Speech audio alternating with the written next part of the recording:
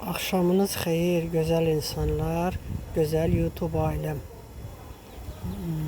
Xahiş edirəm videonu beğenin, beğen düyməni basın, abone olmağı unutmayın. Bu çok önemlidir. İndi bir məsələ haqqında danışmaq istəyirəm, gözəl insanlar. Hər gün məsələn mən bu şəhərin içini, çölünü gəzirəm, dolaşıram. Baxırsan bəzən küçə ilə cavan boyu 2 metr olan oğlan və yaxud gözəl bir qız gedir. Əlində içdiyi su qabı, su butulkasını içir, yolun ortasına atır. Yaxınlaşırsan deyirsən ki, bax bura təmizlənmişdi, bura sən niyə atdın, nədən atdın?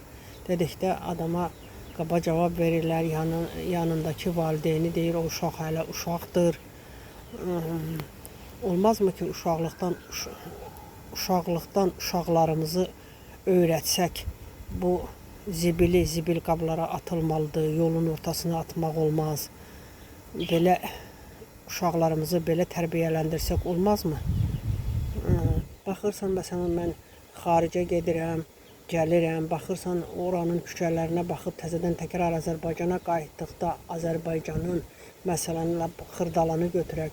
Xırdalanın küçələrində gəzərkən o xarici ölkələrdəki küçələrlə Azərbaycanın küçələrini müqayisə elədikdə Azərbaycan əhalisinin fikirləri də, dünyaya baxışı da, bunlar da dəyişdirilməlidir. Bunlar çox önəmlidir.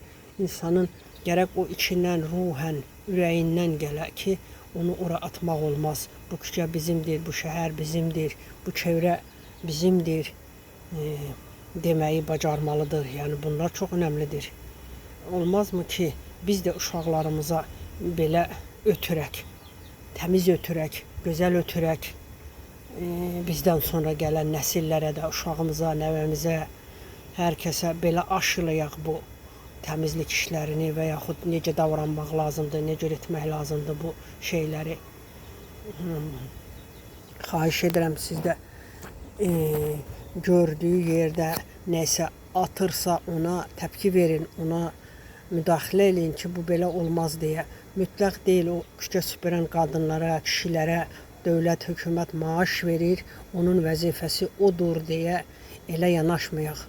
Xahiş eləyirəm ki, özümüz də bir vətəndaş olaraq bu təmizliyə, belə şeylərə riayət eləyək. Sağ olun, var olun. Gələn videoda görüşmək üzrə.